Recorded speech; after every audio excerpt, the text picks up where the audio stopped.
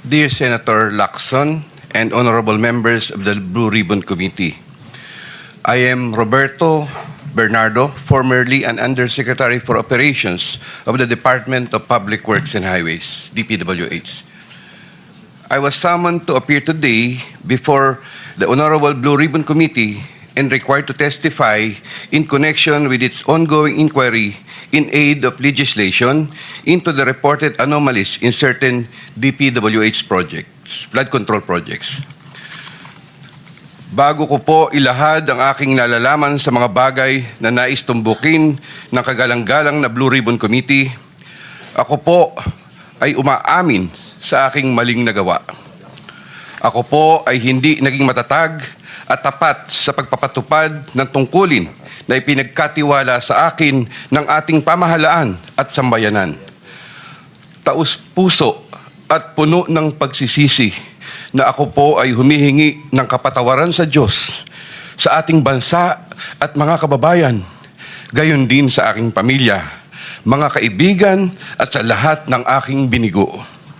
Nakagawa po ako ng pagkakamali at pinahintulutan ko po ang aking sarili na maging kasangkapan sa pagpapatupad ng isang masamang gawain. Handa po akong gawin ang lahat ng nararapat upang maiwasto ang aking kamalian at maiwasan na ito'y mangyaring muli. I wish to assure the Honorable Blue Ribbon Committee of my full cooperation with the investigation. I am submitting an affidavit outlining my knowledge and of and involvement in certain events material to the subject of investigation. Moreover, I will disclose and expound on related incidents within my personal knowledge, mindful not only of the materiality of my testimony, but also of my rights, as well as fearful of what effects my disclosures will have on my family's safety and well-being. I have applied before the Department of Justice for coverage as a state witness under Republic Act No. 6981, otherwise known as Witness Protection, Security and Benefit Act. I hope the Honorable Blue Ribbon Committee will find merit in my application and favorably endorse the same to the DOJ. With the assurance of the Honorable Blue Ribbon Committee that my rights and benefits under RA 6981 shall be respected, I am prepared to submit the aforesaid affidavit to Honorable Blue Ribbon Committee and swear to and testify on the same, with the approval of the Honorable DOJ Secretary on the disclosure thereof for such purposes. The highly sensitive nature of the disclosures made in my affidavit cannot be stressed enough.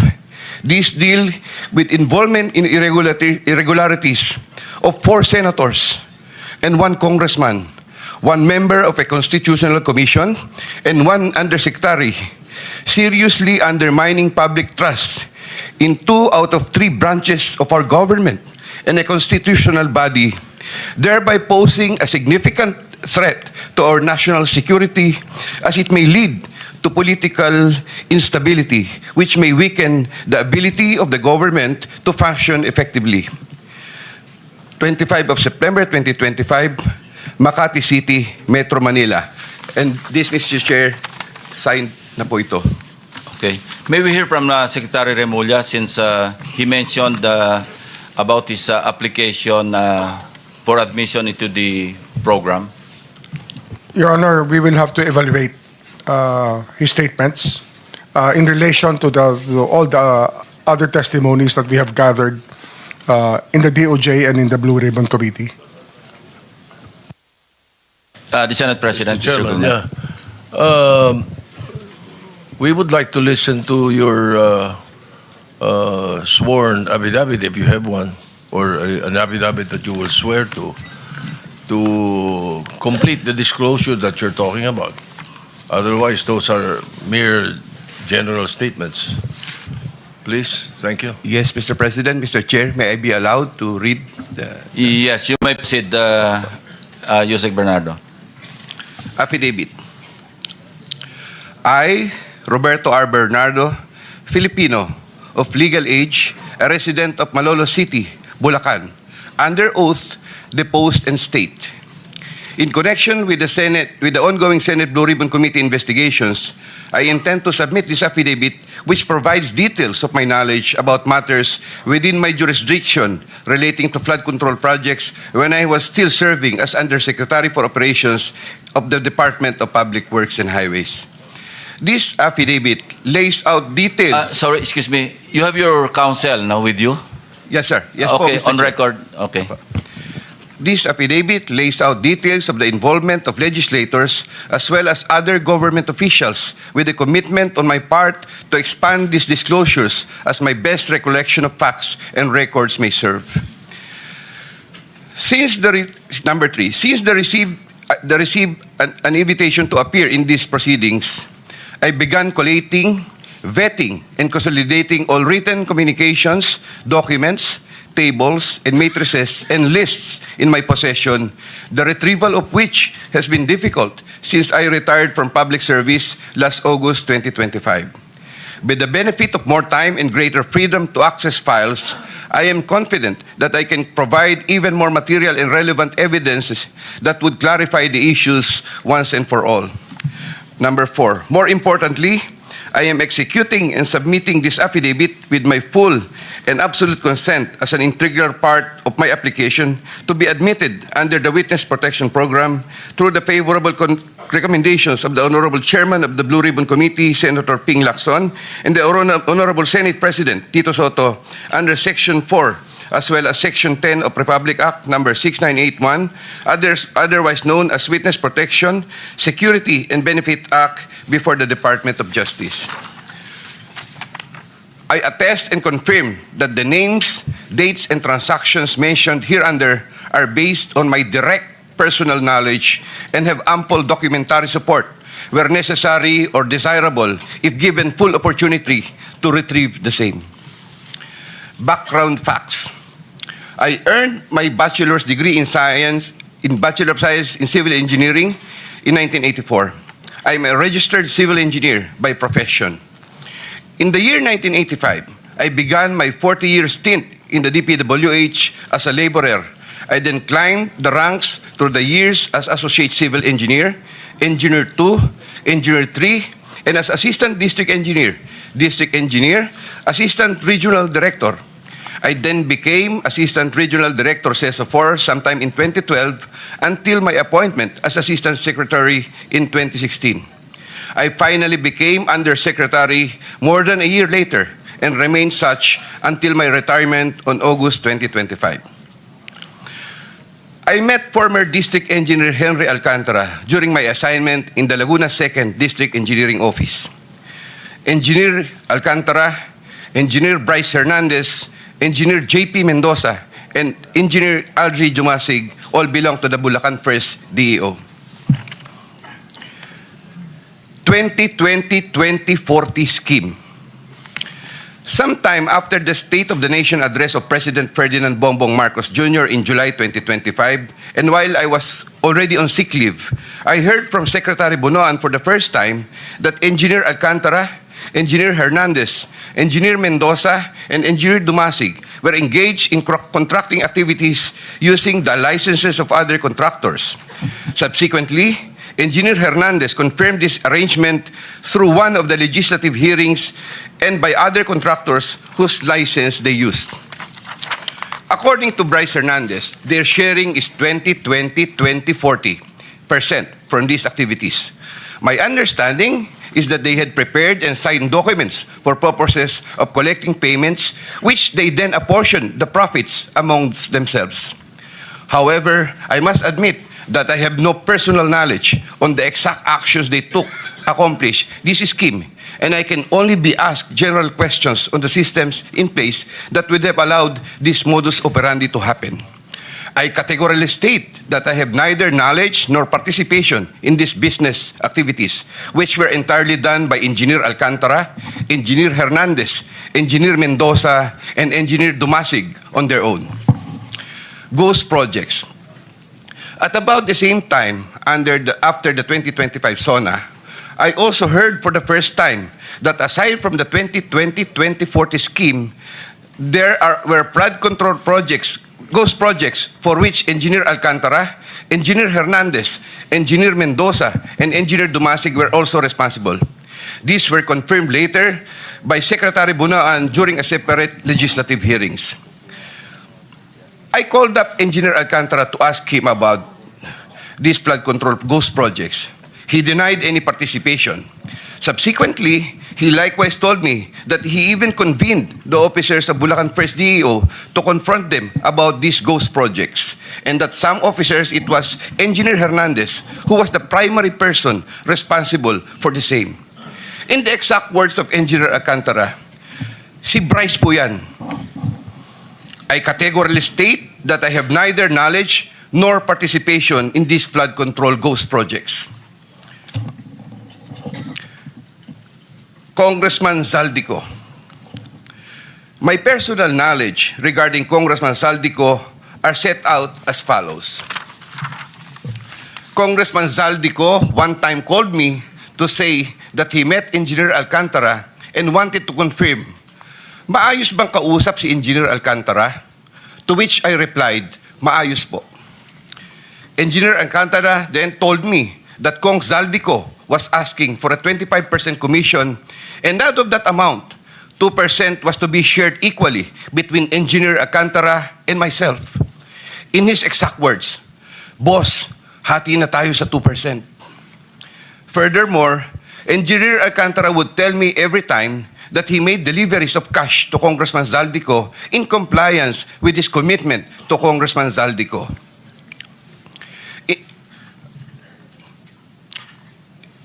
In this affidavit, I shall mention my personal knowledge regarding Senator Chis Escudero as follows. Maynard Ngu and I are close friends, and we go years back. He is also a close friend and campaign contributor of Senator Chis Escudero. Maynard Ngu asked me to submit a list of projects. I personally submitted a list of projects to Maynard Ngu, and some of the items therein pertaining to Valenzuela and Marinduque projects were subsequently included in the General Appropriations Act. A copy of the list of Valenzuela and Marinduque projects is here to attach to this affidavit as Annex A. When I gave him the list and in relation to the commitment, I asked him, "Boss, paano to?" Maynard replied, "Bahala ka na." I asked, "Boss, okay na ba ang 20%? Maynard said, "Okay." After inclusion of the projects in the GAA, I delivered 20% of approximately 800 million or about 160 million to Maynard Ngu, which was meant for Senator Escudero. Finally, I would like to add that deliveries of cash were personally made to me, by me, to Maynard Ngu at his office in Manila. I confirm that Commissioner Lipana requested that he be referred to officers of Dpwh Bulacan First DEO. I referred to Engineer Bryce Hernandez. I have no personal knowledge if they were able to secure a project in Bulacan First DEO. Furthermore, and subject to possible referral to an executive session upon the approval of the Honorable Chairman, I attest to the broader systemic issues in DPWH that are widespread. My statements hereunder are based on personal knowledge and direct interactions with the personalities involved with great risk to my safety and that of my family members. I confirm the following. Usec Bernardo of DepEd. Usec Bernardo used to work for Senator Ramon Bong Revilla and Senator Sani Angara before his appointment as Usec for the Department of Education. Sometime 2010, I met for the first time Usec Bernardo, who was then working in the office of Senator Bong Revilla. Later, I learned that he transferred to the office of Senator Edgardo Angara and then later to Senator Sani Angara. Sometime 2024, Usec Bernardo personally called me for a meeting to discuss about unprogrammed appropriations, supposedly for the office of the Executive Secretary. In the said meeting, he requested me to submit a list of projects. After the meeting, I asked Bulacan First DEO to prepare a list of projects for funding. Thereafter, Engineer Alcantara submitted a list of projects worth 2.85 billion. Here to attach as Annex B is a list of those projects. Subsequently, I submitted this list to Usec Olivar. Usec Olivar told me that the commitment is 15%. In his words, boss, 15 yan. Thereafter, the DPWH received a special allotment release order for 2.85 billion for the projects listed in Annex B. Engineer Alcantara, from time to time, would collect and deliver the agreed 15% commitment to me, which I delivered or caused to be delivered to Usec Olivar in Magallanes, Makati, and other places.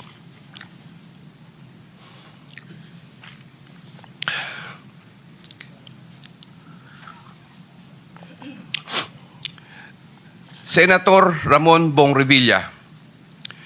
Sometime in the year 2024, Senator Revilla and I met where I gave him a list of projects given to me by Engineer Alcantara. Senator Revilla asked for a commitment, which I suggested. Then he approved at 25% of the total amount of the projects indicated in the list here to attach as Annex C. I relayed the 25% commitment to Engineer Alcantara and told him that Senator Revilla will appreciate additional contributions for his senatorial re-election bid. Engineer Alcantara collected the 25% commitment, or about 125 million, which was turned over to me and then delivered to Senator Revilla in his house in Cavite.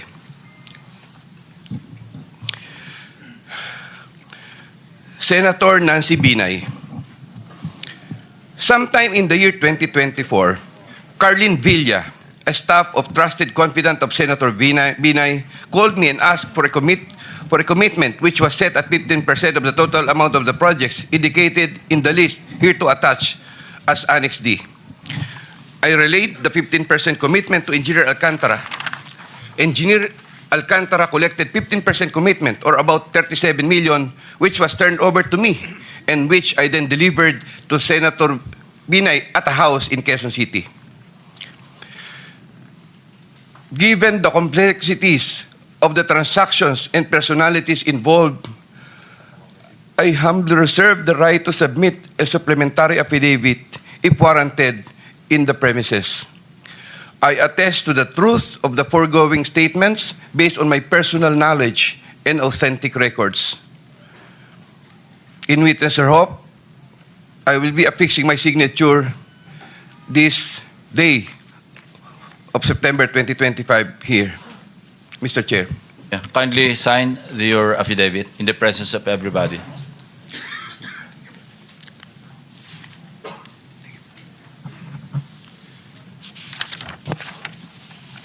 Here, Mr. Chair, I have already signed it. For the record, you signed the same affidavit that you read, no? Yes po, Thank Mr. you. Chair. Maraming salamat, Usec. Secretary Remulla is recognized. Your Honor, after hearing his affidavit and his willingness to disclose all other details about the transactions that happened under his watch, may I respectfully ask the committee to allow the DOJ to have an evaluation of Mr. Bernardo immediately. This matter has to be done because of the gravity of the situation and the fact that we may have to really work overtime on legal matters that are needed, or necessary legal matters, so that we can preserve the monies and other things that are involved in this discussion. Thank you, Secretary Remulla. Will you be open to answer some questions addressed to the Secretary of Justice before you leave? Just like the last time? No, not to Usec Bernardo, but to the Secretary for some clarificatory questions. I mean, to the Secretary of DOJ, not to the affiant. Because you have to bring him back after lunch, no? Not to you, but Secretary Remulla. Yes, Will you po. be willing to, not Usec Bernardo? I'm referring my question to Secretary Remulla. If you're willing to accommodate just a few questions from the members, if they're... Yes, Your Honor. Of course, Your Honor. So we'll start with whoever. Senator Erwin Tulfo is first on the list, kindly. But kindly limit your questions to in the meantime, no, to Secretary Remulla. Mamaya na lang yung kay Undersecretary Bernardo. Meron. Anybody? You have some questions? The same naman lang rin, Mr. Chair, na pag alis ni Secretary Remulla, alis din si Bernardo, baka pwedeng magtanong na kay Bernardo. Hindi. Ang kasundan natin, pagbalik na lang, kasi hahaba eh. And they have work to do, so we are accommodating them in the same manner that we accommodated